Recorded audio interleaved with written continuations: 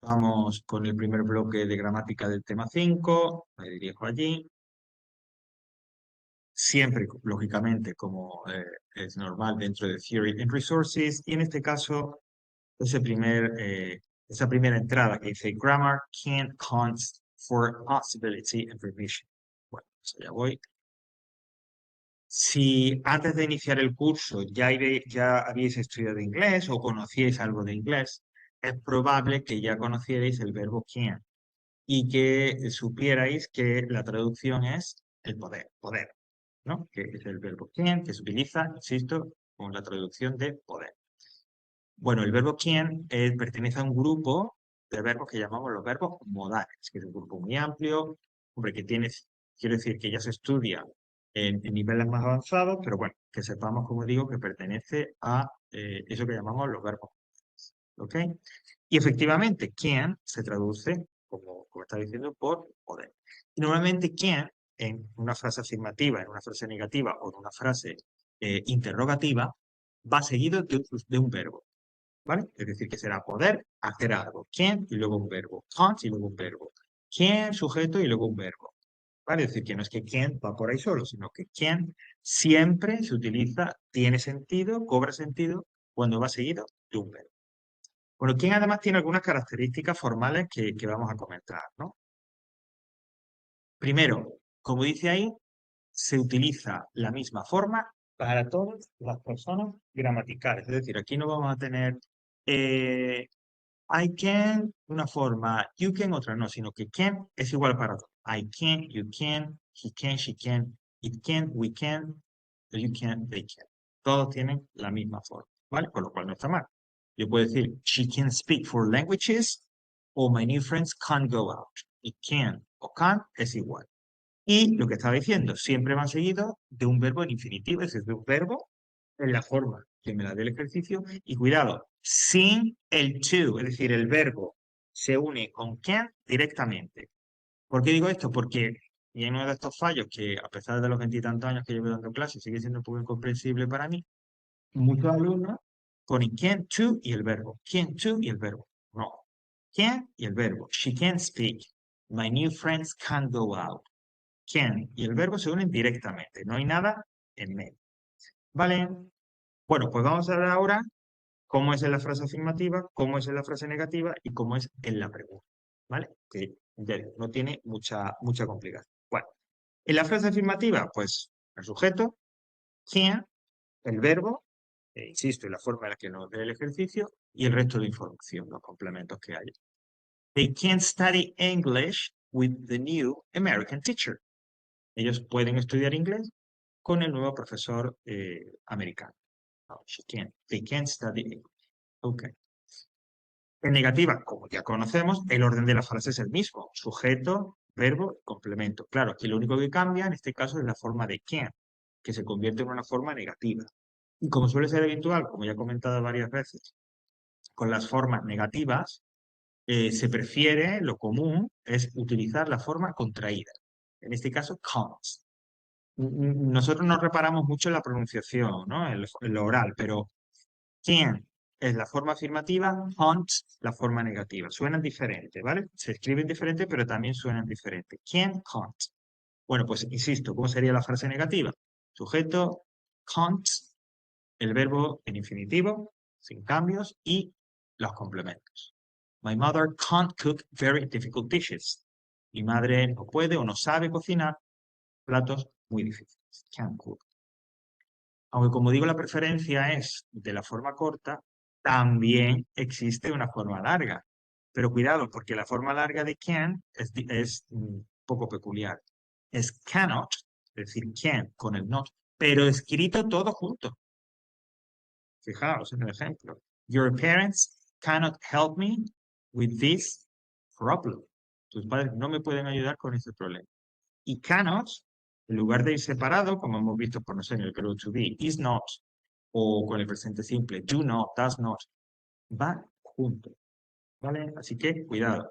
Pues eso, que si aparece tal, que lo reconozcáis. Mi recomendación es que utilicéis siempre, para evitar historias o confusiones, la forma corta, ¿no? La de can't. Y por último, la frase interrogativa, pues igual. Primero una question word CI, can, sujeto, el verbo y los complementos, ¿no? Can you open the window, please? Que eso es una request, por cierto. ¿Puedes abrir la ventana, por favor? What can Marta do? Oye, ¿qué puede o qué sabe hacer Marta?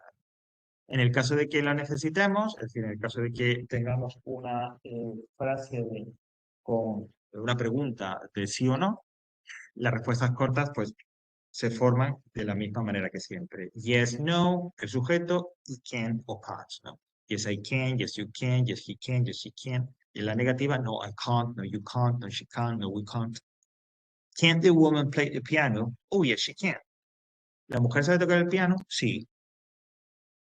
¿Ok? Entonces, como vemos, teniendo en cuenta que es can y el verbo, pues lo que es el aspecto, la parte formal, no debe, a esas alturas, es decir, por eso lo vemos en la unidad 5, no debe de suponer mucha dificultad. Vamos ahora a ver el significado, que hay como dos significados principales.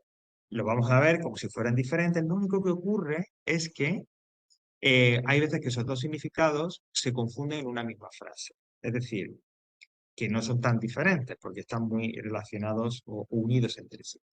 A efectos prácticos, ¿eso es un problema para nosotros? No, porque yo te voy a preguntar un ejercicio con quién o can't y realmente el ejercicio, hablando un poco en plata, lo que te va a pedir es que escribas la forma correcta de quién. Si es afirmativo, si es negativo, si es pregunta. No se te va a preguntar sobre el significado, no se te va a pedir que identifiques si en esa frase se utiliza un significado u otro. Por lo tanto, lo que voy a comentar ahora pues tiene su importancia, tiene su interés respecto de cuál es el significado, de qué nos quiere decir quién en esas frases, pero a efectos prácticos, digo, y ya quitando ansiedades, no tiene ningún efecto práctico, ¿vale? No es determinante para hacer bien un ejercicio. Bueno, ¿cuáles son esos dos significados? El primero es el que llama possibility, posibilidad, es decir, yo puedo hacer algo porque tengo la oportunidad para hacerlo, porque se dan las circunstancias para hacerlo. Susan can run the marathon. She's a good athlete. Susan puede correr el maratón. Ella es una buena atleta. Bueno, pues, ¿por qué? Es decir, ¿por qué hay esa posibilidad? ¿Por qué puede hacerlo? Bueno, pues porque es atleta, porque es decir, lleva corriendo tiempo, porque han organizado un maratón en su ciudad. Hay esa posibilidad, ¿vale? Es decir, hay oportunidad. Se puede hacer algo porque hay una posibilidad de hacerlo. A veces esa posibilidad de hacer algo viene dado por el hecho de que alguien, uno es capaz de hacerlo porque tiene, como digo, una habilidad, una capacidad para hacer algo. Una capacidad, una habilidad que has aprendido, que has desarrollado, por ejemplo, un idioma, tocar un instrumento, manejar un ordenador. Es decir, hay veces, insisto, en el que yo tengo la posibilidad de hacer algo porque tengo esa habilidad para hacer algo, porque la he aprendido, es una ability. Pues bien, cuando esto es así, en ese tipo de oraciones, con este significado, la traducción más natural al castellano sería por el verbo saber. Digo más natural, no que no se pueda, no que no se pueda utilizar el verbo poder como traducción. Pero, insisto, cuando hablamos de que yo puedo hacer algo porque tengo la habilidad para hacerlo, es mejor traducirlo por saber. Fijaos, my cousins can speak English and Spanish. Their mother is from Malaga. Pues lo más natural que sería, mis primos saben hablar español, que tienen esa habilidad porque la han aprendido. Su madre es de Málaga. ¿Yo podría traducir mis primos pueden hablar español? Sí, claro. Pero insisto, podemos ser más precisos y decir en lugar de poder, saber. Porque nos referimos, como digo, a una habilidad, a una capacidad que te permite, te da la oportunidad de hacer algo en concreto. ¿Vale? Bueno, pues possibility. Y el otro gran uso es el permission. Es decir, ¿quién se utiliza para pedir, dar o negar permiso para hacer algo? Yo puedo hacerlo porque me lo permiten o no puedo hacerlo porque me lo prohíben. Lógicamente, a la hora de pedir, lo habitual es utilizar la forma interrogativa y, lógicamente, la negación o la afirmación para darlo o negar.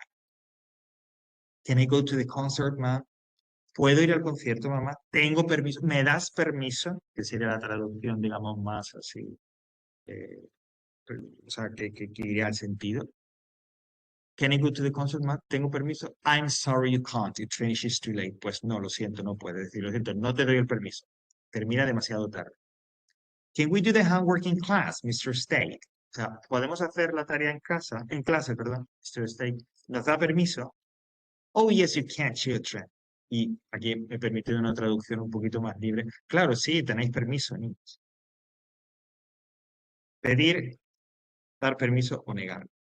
Dentro de esta idea del permiso, también a veces se puede utilizar, como lo vamos a ver en la frase siguiente, para hablar de normas o de reglas. Es decir, yo puedo hacer algo porque tengo el permiso. In this school, students can have a 5-minute break between lessons. ¿No? En esta escuela, los estudiantes tienen permiso pueden tener un descanso de 5 minutos entre clases. Es decir, que también ese uso está permitido dentro de esta idea de hablar del permiso. Permission. ¿Vale? Y una nota antes de terminar. Aunque es ahora en esta Unit 5, cuando estamos trabajando bien con el verbo can, ya hablamos de él en la unidad 1, cuando hablábamos de las requests, de las peticiones, si os acordáis. Aquellas frases que eran preguntas, se presentaban, mejor dicho, en forma de pregunta, para pedir que alguien hiciera algo. Can you pass me the salt, please? ¿Me puedes pasar la sal, por favor? O cuando alguien nos decía que le diéramos algo. Can I have your passport, please? ¿Me puede dar su pasaporte, por favor? Porque allá, ya era can. Puede decir incluso, a veces con una idea de posibilidad o de permiso, pero ya era aquí. ¿Vale? Y hasta aquí. No sé si hay alguna pregunta, duda. Esto, como siempre, es Word Practice. Aquí tenéis dos enlaces con ejercicio para empezar. Yo recomendaría empezar por aquí. Asequible, sencillo, para empezar a manejarse, ¿no? Pero si volvemos al índice de la unidad 5, y después del primer apartado de Theory and Resources, si bajamos y buscamos ese que dice eh, Practice, práctica del contenido, Unit Exercises, tenéis este primer enlace, esta primera entrada, que es la entrada para gramática, es decir, no va a haber solo ejercicios para can y con, sino también para lo que vamos a ver la semana que viene, eso del presente continuo, pero me, quiero destacar y quiero ver un poco mostraros cómo es ese ejercicio de can, can't. Dentro de ese apartado, insisto, práctica del contenido. Bueno, pues me voy abajo del todo. Aquí está el archivo con los ejercicios, aquí el solucionario. Y este archivo, el primer ejercicio es el que se dedica a can o can't. Este ejercicio es una de las formas, una de las maneras en las que se podría preguntar en el examen esto de can, can't. La otra es en el ejercicio que vamos a hacer a continuación. ¿Cómo es? Muy sencillo. Pues yo te doy una serie de frases con huecos. Te digo, mira, aquí utiliza para completar estas frases tienes que utilizar can, can't, más uno, más el verbo correcto de entre los que yo te pongo arriba. Entonces yo me leería la frase, veo si la frase es afirmativa, negativa o pregunta, pongo la forma de can que corresponda y utilizo el verbo que le venga bien, que tenga sentido con esa frase. Pues así sería. Entonces, recomiendo encarecidamente que lo hagáis, porque insisto, esta es una de las formas, una de las posibilidades en las que se podría preguntar en el examen. ¿Cuál es la otra? Pues insisto, el ejercicio que vamos a ver a continuación. Así que me dispongo ya a mostrarlo.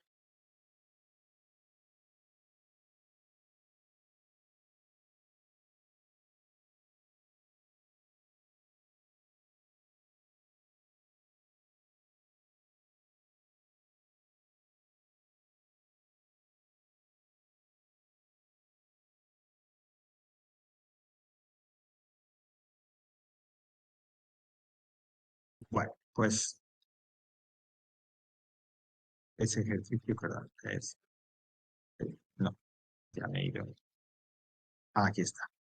Bueno, es como este que veamos. Es decir, la otra posibilidad es como este de aquí. Es lo mismo que el que os acabo de mostrar, pero un poco más sencillo.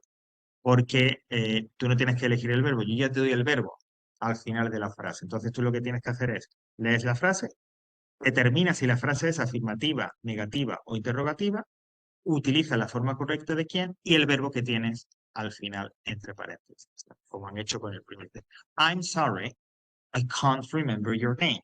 Lo siento, no me acuerdo de tu nombre, no me puedo acordar de tu nombre. Por el sentido es negativo, utilizo can't y el verbo que está al final. ¿Vale? Pues nada, unos minutitos, lo hacéis y enseguida estamos corrigiendo. ¿Vale? Vamos.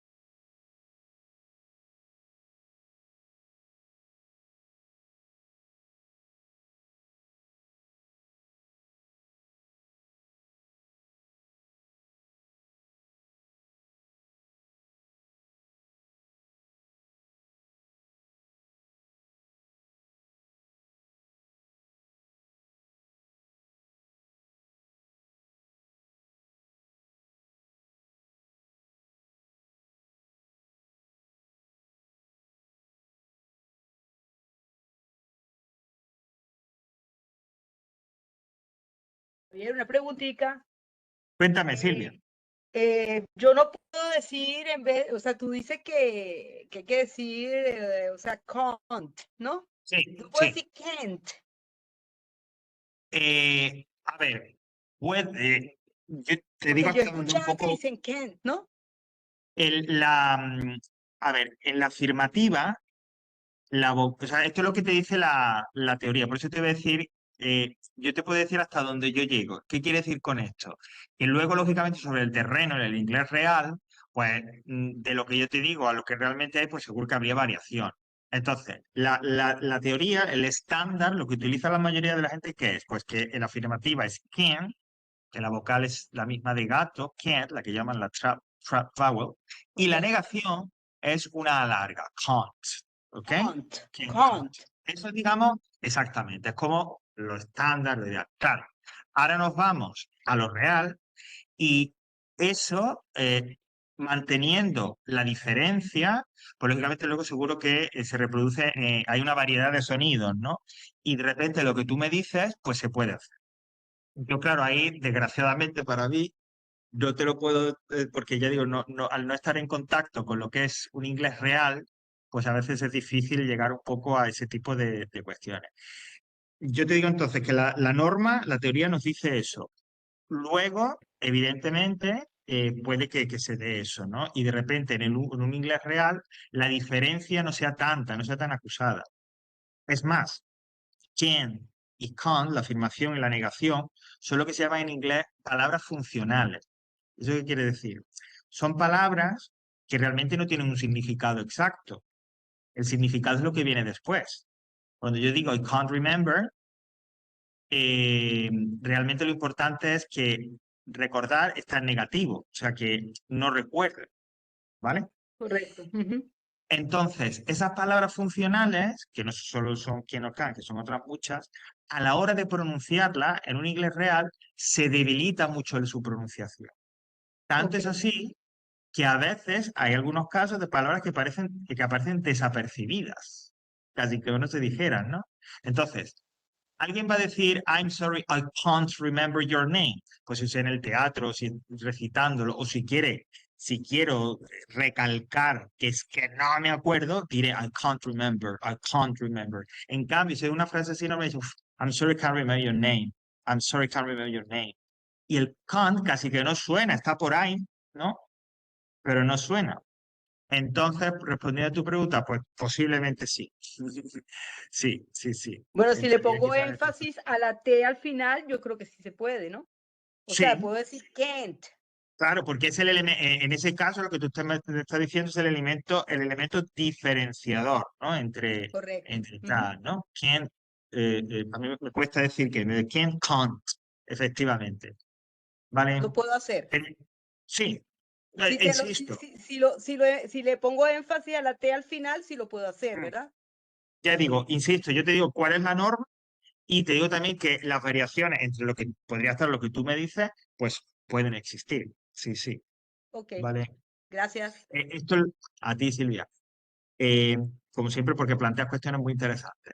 Quiero decir que la única manera un poco es de saber, de estar en contacto con los reales, o bien viviendo en un país de habla inglesa o exponiéndose a películas, series y tal. Lo que pasa es que, bueno, eso tampoco que en mi caso, por ejemplo, tampoco puede estar uno todo el día dedicándose a eso, ¿no? Pero realmente con los idiomas es así, ¿no? Tenemos ese gap, ¿no? Ese obstáculo insalvable que yo te cuento aquí una cosa y demás, y de repente, ¿no? Luego tú dices, ay, pues voy a aplicarlo porque viajo al extranjero, tal, voy a aplicarlo al inglés, ¿no? Y después dices, pero bueno, lo que me explicó Javier no es exactamente, bueno, porque hay ese gap, insisto. Además, en un elemento como es la lengua, que evoluciona y cambia, ¿eh? En ciertos aspectos con cierta rapidez. Bueno, vamos a ver, let's check it, lo vemos. Ok, por mí sí. Venga, vamos allá. Si habéis hecho el ejercicio, habéis visto entonces, insisto, que realmente aquí no hay diferenciación entre posibilidad, permiso. Ahora en la corrección, ¿no? Pues vamos a ir comentándolo, por comentarlo. Lo importante sería colocar de forma correcta, hacer de forma correcta el verbo conquistar, ¿no? Bueno, empezamos con my girlfriend. My girlfriend can speak French, but not Spanish. Sabe hablar francés, ¿ok? Pero no español. Esto sería pues, ese permiso, esa posibilidad, esa idea de una habilidad, una capacidad aprendida, ¿no? Por eso, esa traducción más correcta, lo de my girlfriend, mi novia sabe. Number 2 is a question.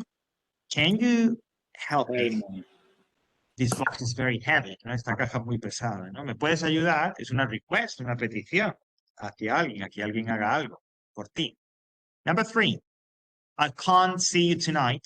I have a lot of homework.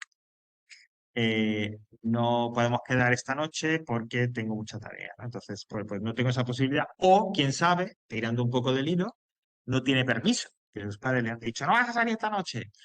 Tiene mucho que hacer, ¿no? Number 4, another question. Can I close the window? It's quoting here. ¿Puedo cerrar la ventana? Aquí sería un permiso, ¿no? Pidiendo permiso. Hace frío aquí. Number 5. Can you repeat your email address, please? Una request. ¿Puedes repetir? La siguiente es claramente permission. Y en este caso negativo. Says no parking. We can't park here. No podemos aparcar aquí. No se puede aparcar aquí. No tenemos permiso.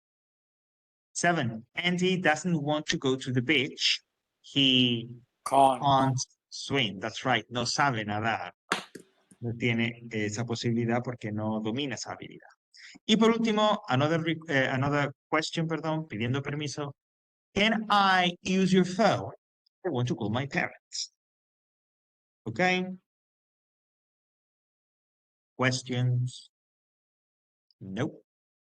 Bueno, como hago otras veces, pongo este ejercicio y proyecto ahora el solucionario. Este ejercicio tiene un poco más de nivel, es un poquito más difícil, tampoco muchísimo más, porque pregunta, así no se va a preguntar en el examen, ya lo digo, pero bueno, pues si queréis practicarlo de otra manera, os dan una frase y os piden que reescribáis esa frase utilizando una forma de quién, afirmativa, negativa, pregunta. Entonces yo tengo que leer la frase, enterarme de lo que dice y luego reescribirla utilizando una forma de quién. Por ejemplo, I know how to play the piano. Sé cómo utilizar el piano. I can play the piano. ¿Vale? O en la siguiente, por hacer una prueba. Dice, it's possible for her to meet me after work. It's possible for her to meet me after work. Yo tengo que reescribirlo, la frase tiene que empezar por sí, ¿cómo quedaría? She can, possible. She can después un verbo. She can meet me after work. She can meet me after work. Ella puede quedar conmigo después del trabajo. She can meet me after work. ¿Vale? Bueno, pues así las demás. ¿Vale? Proyecto entonces el solucionario. Por si alguien quiere hacerlo, pues ya sabéis, lo recuperáis. Venís hasta el final de la grabación de can y can't y lo podéis recuperar para hacerlo y practicar si queréis. Y aquí dejamos